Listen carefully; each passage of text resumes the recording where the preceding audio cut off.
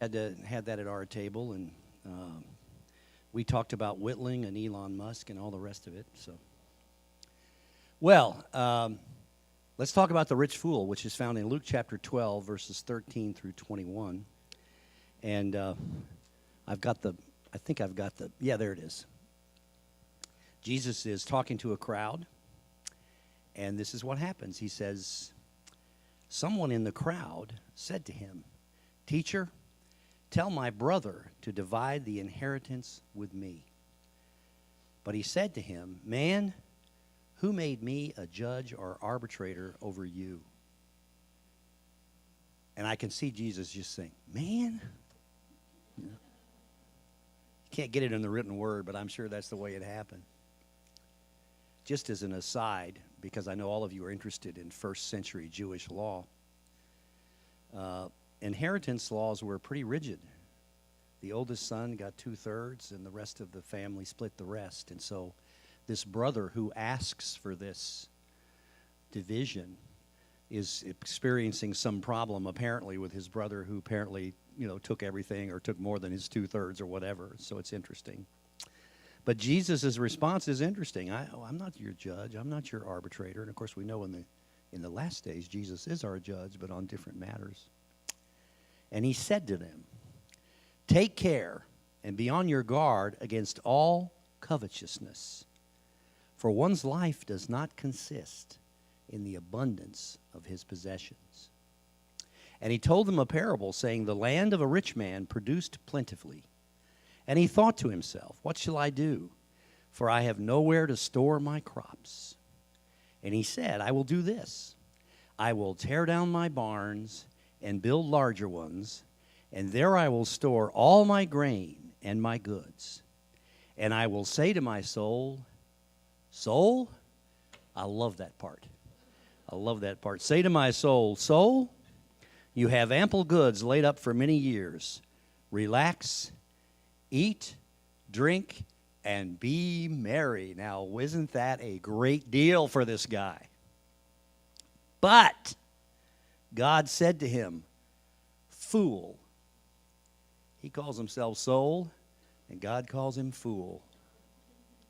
"This night your soul is required of you." And I like the way that's phrased too. We'll talk about that in a moment. It's required of you. "And the things you have prepared, whose will they be? So this is the one who lays up treasure for himself and is not rich towards God." Now, all of you have heard that parable in the past. All of you are familiar with it. You know it. So hopefully today we can take a look at it, maybe get a little bit. Somebody let this poor lady at the back sit at your table with me, please. You get the idea, okay, all right, don't be stingy. I mean, that's sort of what the lesson is. But let's take a look at it a little bit deeper today if we can. The Bible was not originally divided into verse numbers and chapters, okay? So it's a good idea to read the sections as if, don't read the sections as if they're isolated. Read before and read after. And this is the parable that Jesus tells the crowd after he talks about them avoiding the yeast of the Pharisees. We see this earlier in chapter 12. And that was hypocrisy.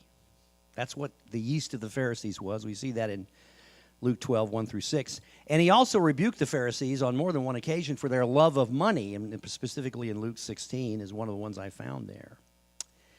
And he launches into this parable immediately after he's being asked to resolve a dispute about money. This is what he responds to someone who asks him about money. Now let's think about that for just a moment. This brother who says to him, "Lord, get my brother to divide the inheritance with me." Now we don't know anything about that. We don't know whether or not his brother had taken the correct amount and the questioner wants Jesus to get more out of him, or whether the brother has taken more than he was entitled to, and so the questioner wants just what he's entitled to. We don't know anything about it, okay? So we don't know whether the questioner was acting out of a good motivation or a proper motivation or because he had a right to or whatever. We have no idea. But Jesus responds to it with this parable. And after this parable, after this one, he talks about worry. And he says, consider the ravens. Look at the flowers of the field, of the lilies are clothed, greater than Solomon ever was. Do not worry about what to eat or drink, okay? This is what he tells the crowd after this parable. And when you look at all three of those things together, it's very clear that Jesus is telling the crowd, avoid greed, okay? Avoid greed. Jesus is telling them, God will take care of you. And so avoid greed, even though we know that religious leaders are greedy and all the rest of it. Let's go to the next one. This is The Rich Fool by Rembrandt. Some of you may have heard of Rembrandt. He was a Dutch painter. And he painted this one in 1627. And we see this guy. Of course, they didn't have electric lights in those days, so he's got a burning light somewhere, and he's examining a coin. So he's really interested in what he's got. So let's talk about this farmer, this guy who has all of this abundance, okay? What does he have going for him? Well, first, he's a successful, ambitious farmer. Now, tell us, have any of you ever told your children that they need to show a little ambition? Okay, have any of you ever been upset about the fact that some of your family members are successful? What's wrong with being successful? What's wrong with being ambitious? In and of themselves, there's probably nothing wrong with it. And so this is a guy who we would all consider to be sort of an example of the way you're supposed to be. I need to take agricultural lessons from that guy. He had a great harvest. I need to figure out how he did it and do it myself. Okay? If he had family, and we don't know this from the parable, and it's just a parable. It's not a true story, but it's a parable that Jesus tells. If he had family, he would have been a good provider, wouldn't he? Isn't that something that a lot of people, certainly some people in the room, feel like, you have a job, and the reason you have a job is so that you can provide for your family. And you want to be successful at your job and ambitious in your position so that you can provide for your family. So far, I'm having a hard time figuring out where this guy went wrong. He probably had employees that relied on him to get the harvest in and to do the job. I remember when I was in high school, I had a job. I worked for a guy who was a farmer, a member of our church. He calls me up one day and he says, Are you occupied for the summer? That's the way he put it. Are you occupied for the summer? And I had, planned on watching a lot of TV and sitting around. So I said, well, probably. I don't know. Well, what do you need? Rackley was his name, Mr. Rackley. He said, well, I need an extra farmhand out at the ranch. He had a farm out at Chapman Ranch in South Texas, which is a huge ranch, although just absolutely engulfed by the size of the King Ranch, which it abutted up against. Anyway, that's where it was. And so I went out there to work for him, and he paid me $2 whole every hour I was there. And I'm telling you, the guys that were working for him, who had worked for him in the past, which consisted of a lot of illegal migrants, if you will, they were thrilled that I got hired because they had worked the year before for $1.85, and they thought that I was the one who got them the raise. I was a popular guy. And I'll just use the actual term that correctly describes it. We worked our butts off. I 3 weeks in a row, 90-hour weeks I worked out there. I drove a grain buggy, and it wasn't enclosed, and so I had to wear goggles and a hat and a scarf and a mask and a long-sleeve shirt and gloves and long pants, and it was South Texas in the summer. It was hot as the dickens, and I got completely caked in this dust, I often think about that fondly. It wasn't fond at the time, but I think about that fondly because, I really learned a lot about really hard work. And this guy worked hard. This farmer worked hard. He was out there working with everybody else. We were all doing it. And so this guy worked hard. And we would say, okay, that's a positive attribute. He's done something well. And he provided a living for these. Now, look, it doesn't sound like much, $2 an hour, but in those days, that was good money, right? And we had, I don't know, 10 or 12 of us worked for him, and he provided a living for them. And he helped me pay for my first year of college. And most of you know I went to the University of Texas, just throwing that out there. So, and what about this farmer in the story? But he was a planner. He cared about the future. He didn't want to leave things to chance. Let me build some barns and store this up, and that way we'll be taken care of. I'll be taken care of. I won't have to rely on someone else to take care of me, right? I mean, isn't that a positive thing? How many of you would like to be a burden to your family when you get older? I'm considering, retirement in the near future, and my partners are seriously considering me retiring in the near future. And so anyway, I'm looking at how that works, and I'm thinking, okay, I have to be able to provide for my wife and myself and, have a reasonable standard of living and, all of those things. And so how much is enough, right? This is this consideration we get a lot. So if you look at the attributes this guy had, actually it's a little hard to criticize this guy so far anyway. Because he did all of those things. And a lot of you in the same position would have done the same thing. You get a big bonus, you probably don't blow it on lottery tickets. What do? You put it in the bank. You try to save it up. You use it for various needs that you and your family have. And that seems like a positive thing, isn't it? And now you're wealthier than you were. So this is the guy we're talking about. So far, it's a little hard to figure out where he went wrong. Let's look at his mistakes that he makes. But he made 3 mistakes, maybe more, but at least 3 that I was able to identify in the story. The first one is that he replaced his own plans for God's plans. He never consulted God on his plan. That's the first problem. Okay, we start with that. There was no consultation with God. And when you make plans in your life without consulting with God, then you are just acting like you're your own God. I mean, that's what it is. You may not phrase it that way. You may not actually think that, but that's what you're doing. When you make plans without consultation with the Almighty, you are trying to determine what happens, although that's up to the Almighty what happens. He valued his body more than his soul. He was interested in, let me eat, drink, and be merry. Eat, drink, and be merry. And so his body was more important than his soul. And he thought his own time was eternal. He didn't think that there would be any reckoning of any of this. There was a time where that wouldn't matter.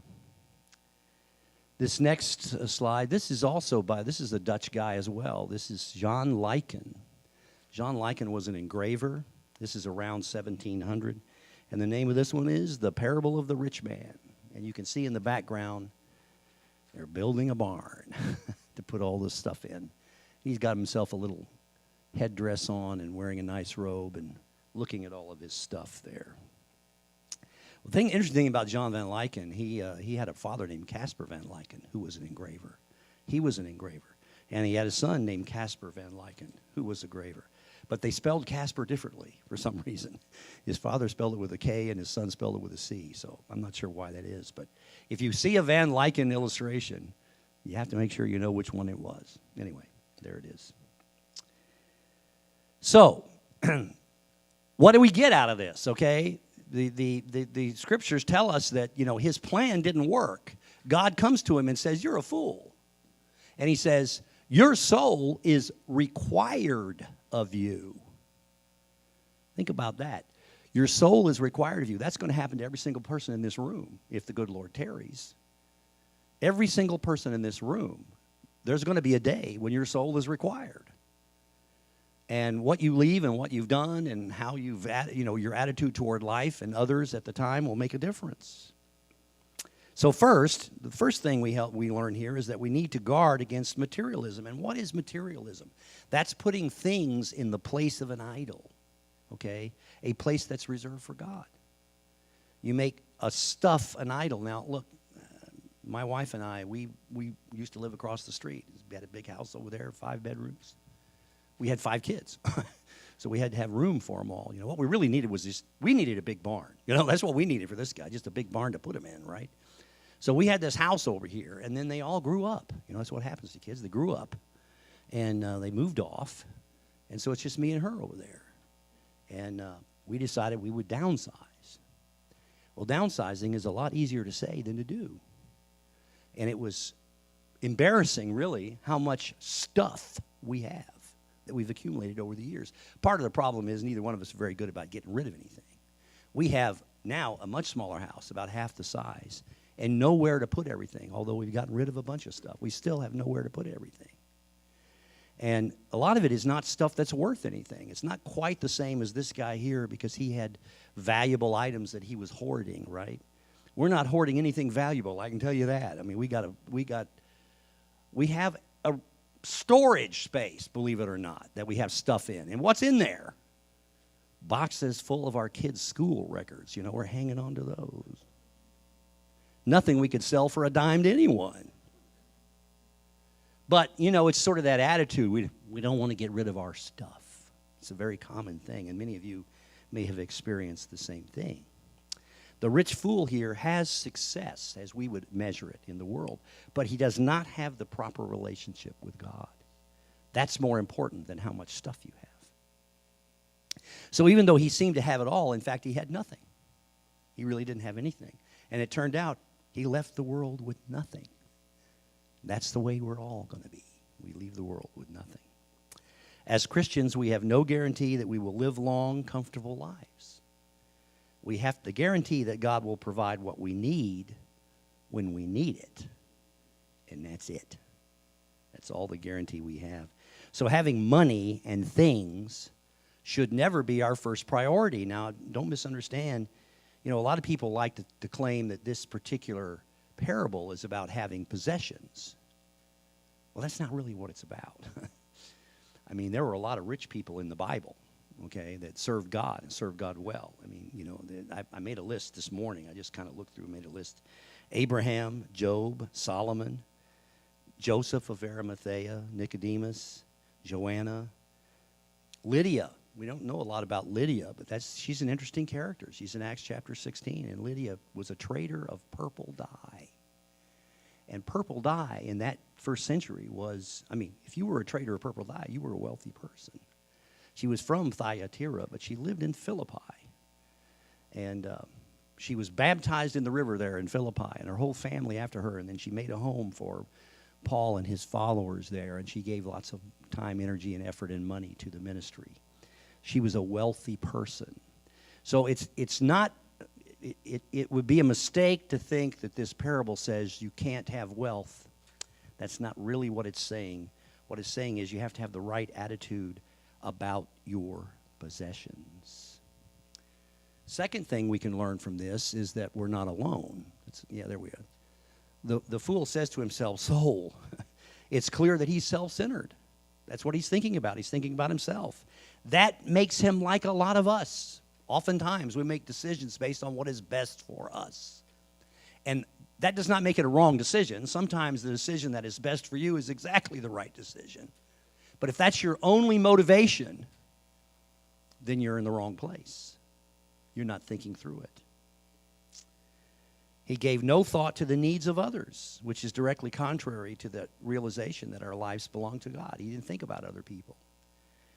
We have a call to follow Jesus, which means we have to look out for others as well. We keep everything we earn or have. That's a selfish act. We are to consider others as well. I'm standing up here. I'm on the elder board, and so, you say, oh, well, he's got to say this, give money to the church, whatever. But that's not the point of the lesson today. But if you're not giving any money to the church, if you're not giving any money to any kind of charitable organization that helps people, then that's not right.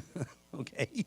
And by the way, I'm not the one who said that. Jesus said that right here in this parable, okay? Thinking about others matters. It makes a difference, and we have to do that. So let's see if we can apply the lesson. Western culture says that we have a very close relationship with wealth and possession, particularly here in the U.S. of A., the wealthiest country that has ever existed on the face of the earth. And it's easy to assume that's what this parable is about. Well, how much stuff do I have? That's what it's about. Well, that's not what it's about. But, you know, it's worth thinking about how much stuff you have. Instead of get as much as you can, this lesson tells us we should take a vow of poverty and get rid of everything, and money is evil. Well, no, that's not really what it's about. A lot of people like to say that, but that's not what it's about. That's not the message. Jesus is warning us about idolizing wealth and possession. These people in the Bible that we just went through that were wealthy, God used their wealth for positive things.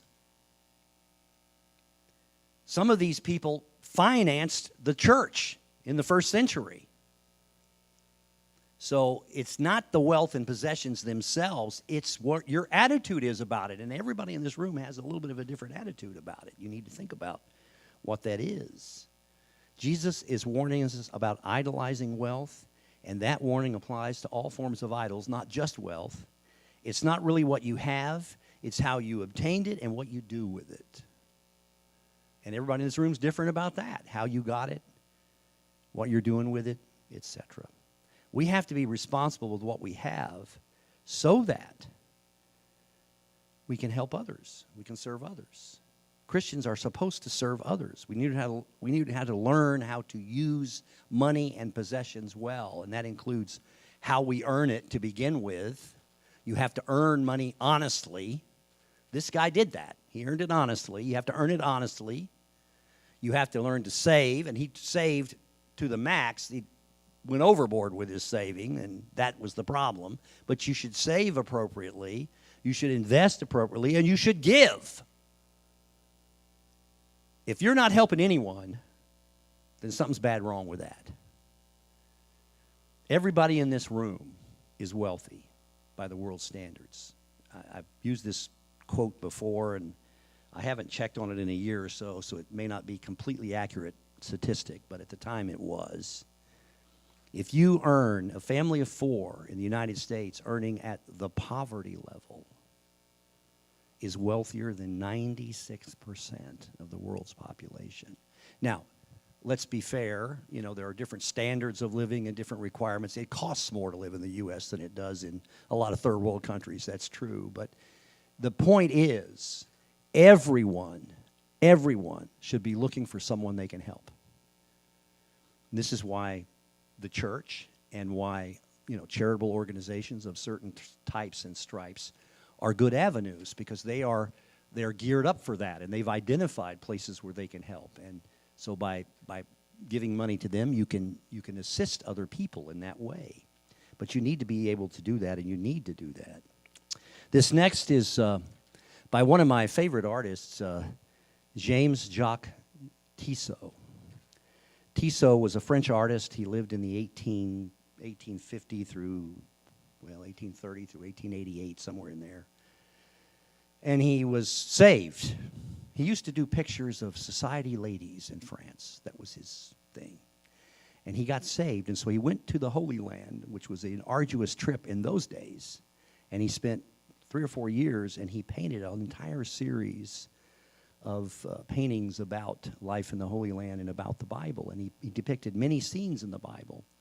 He has a very famous series of about 350 pictures he's done of the life of Christ. This one is called The Man Who Hoards by James Jacques Tissot. And what I really like about this one is this guy is there looking at all of his wealth, surrounded by all of his sacks of grain, and the angel of death is standing right there behind him. It's a very good depiction of the parable. So let's talk about applying this. We continue to talk about applying this. The Christian walk is not supposed to be solitary. You know, Jesus came to serve others, and that's one of our responsibilities as well. We store up riches in heaven by giving to others. And one way is to support the local C church. It's not the only way, but it's a good way to do that. We also have gifts other than money that we can use to others: concern, friendship, wisdom, love, etc. The church is populated with people with spiritual gifts, and there are many. I just listed a few here: evangelist, teacher. The gift of mercy, I don't have it. Anybody that knows me knows I don't have it. I have this great idea. You know what? I'm going to write a card to someone, or I'm going to go visit that guy in the hospital. The next thing you know, 6 days have gone by, and the reason for the card is over with, and the person's not in the hospital anymore. But I had great intentions. People with mercy are not like that. People with the gift of mercy, they're there before you even know they need to be there. They just have that sense. They have that ability. And thank God for those kind of people, right? So if you have that gift, nobody has to tell you to use it. That's part of it. You want to use it. But the point is, the gifts you have should be shared with others. It's our privilege to give generously, not just our possessions, but with our time, our knowledge, and our skills. Now let's talk about the punishment the guy got. On one level, it doesn't seem fair, right? He seemed like, he earned it. He earned this stuff. It was his land that produced bountifully. His planning and his work enabled him to obtain these riches. And if we look at the life from an individualist's point of view, he's doing the right thing, isn't he? He's taking care of himself and perhaps his family. He's making sure that he's going to be okay for years to come. He's not going to be a burden on anyone else. Isn't that important? We look at all of that. This is his retirement plan, his 401k, all of that. So it seems like, the punishment doesn't seem right. But then take a look at what the scriptures tell us. In Luke chapter 12, verses 22 through 26, Jesus said to his disciples, I tell you, do not worry about your life, what you will eat, or about your body, or what you will wear. For life is more than food, and the body more than clothes. Consider the ravens. They do not sow or reap. They have no storeroom or barn. They have no storeroom or barn. And yet God feeds them. How much more valuable you are than birds. So who of you, by worrying, can add a single hour to your life? Since you cannot do this very little thing, why do you worry about the rest? And then in 1 Timothy chapter 6, godliness with contentment is great gain. For we brought nothing into the world, and we can take nothing out of it. But if we have food and clothing, we will be content with that. Those who want to get rich fall into temptation and a trap and into many foolish and harmful desires that plunge people into ruin and destruction. For the love of money is the root of all kinds of evil. Some people eager for money have wandered from the faith and pierced themselves with many grief. One of the key parts of that verse is it says some people, not all of them, but some of them. So let's talk about some discussion questions. I realize that it's a little difficult to talk about money in a group full of people who are among the wealthiest people in the world. But anyway, that's what we're going to talk about. This guy made plans, which is a good thing, but making plans without God is not a good thing. What would the result have been if he had consulted the Almighty before deciding to hoard all of his riches? So in other words, you get at your table, you get to decide what he should have done. Okay? What should he have done with it? How does our culture direct us to idols outside of God's plan? What does the term rich toward God mean? And then consider your answer to number one. What should you do with your stuff? This may not be something you want to express out loud today, but anyway, think about it. What do you want to do with your stuff? How can you turn out not the fool? That's a terrible sentence. How can you not turn out to be the fool? I'll just leave with a quote that was, we put this in the order of service for my father's funeral, and it's very true about my father. He died with nothing, He has 3 sons, and we didn't get anything out of him, okay? And he lived his whole life that way. He was born into poverty in the Depression, and he was a civil servant for the U.S. government and, made very modest income all his life. But this was true of him, so we put it into his little program. The truly rich man is the one whose children run to him when his hands are empty. Think about that when you're talking about it, when you're being a Christian and you're dealing with other people. Are your hands tightly clenched over what you have? Are your hands empty? Are you giving away what you can to help others and pouring into others' lives? We'll have, 15 minutes or so of discussion, and then I'll be back and close up.